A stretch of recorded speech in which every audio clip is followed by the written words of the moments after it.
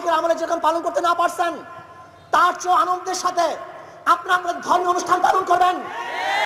সামনে দুর্গাপূজা আসতেছে, আমি হিন্দুদেরকে বলবো, মহা উৎসবে আপনাদের ধর্মীয় অনুষ্ঠান পালন করুন, আরো ভালো মতো পালন করুন।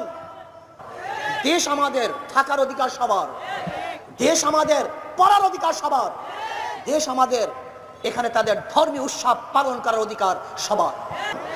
আমি চাই বাংলাদেশে আগামীতে হিন্দুদের ধর্মীয় উৎসব পালিত হবে, যেখানে সমস্ত মুসলমান সজাগ থাকবে যেন কেউ কোনো অবস্থাতেই তাদের উপরে যদি প্রয়োজন হয় আমরা আপনাদেরকে ছায়ার মতো রাখবো, আপনাদেরকে আমরা সাহায্য করব, সহযোগিতা করব। কোনো অবস্থাতেই মুসলমান কোনো ধর্মীয় প্রতিষ্ঠানের উপরে, কোনো মন্দিরের উপর আক্রমণ করতে পারে না। ধর্ম যার যার, উৎসব তার তার। আমরা বাংলাদেশের নাগরিক হিসাবে তাদেরকে নিরাপত্তা প্রদান করব। আর কিসের নিরাপত্তা? হিন্দুরা আমান, তারা নিরাপদ। আমি মনে করি হিন্দুদেরকে নিয়ে, সংখ্যালঘুদেরকে নিয়ে যারা রাজনীতি করে তারাই তাদের মন্দির আক্রমণ করে, প্রতিমার উপর আক্রমণ করে। কেন মুসলমান, খাঁটি মুসলমান হিন্দুদের প্রতিমার উপরে আক্রমণ করতে পারে না।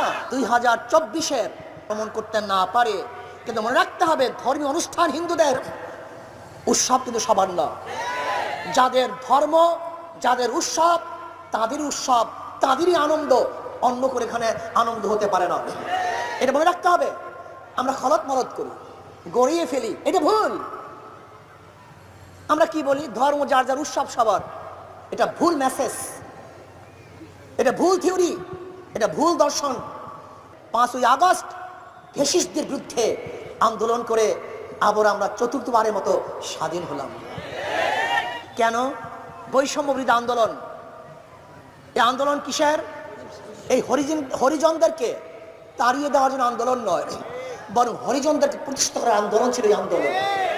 ঋষি, কামার, মজদুর, চামার, তাঁতি, শ্রমিক না, কাউকে বৈষম্য করার জন্য আন্দোলন করি নাই, বরং বাংলাদেশের প্রত্যেকটা নাগরিকের অধিকারকে সমুন্নত রাখার জন্যই 5ই আগস্ট আমরা জীবন। কত লুটপাটের উন্নয়ন হয়েছে আপনারা কি জানেন?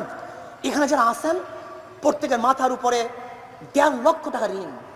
আজকে যে সন্তান জন্মগ্রহণ করবে তার মাথার উপরেও 1.5 লক্ষ টাকার ঋণের বোঝা মাথায় নিয়ে জন্মগ্রহণ করবে দিয়েছিলাম। আজকে দেশ যদি ইসলাম হুকুমাত চলে আসে, আমি বিশ্বাস করি আগামী 5-10 বছরের মধ্যে এদেশের দরিদ্র বলতে কিছু থাকবে না।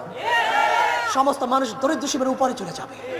আপনি বিশ্বাস করতে পারবেন না, ইসলামী অর্থনীতি অ্যাপ্লাই করলে আগামী 5-10 বছরের মধ্যে এদেশের জাকাত নেওয়ার কোনো মানুষ পাওয়া যাবে না। আপনি কি জানেন এই দেশের অবস্থা নাকি? আপনারা দেখেছেন উন্নয়ন, উন্নয়ন, কিন্তু চুরির উন্নয়ন দেখেন নাই কেউ। কত ডাকাতির উন্নয়ন হয়েছে।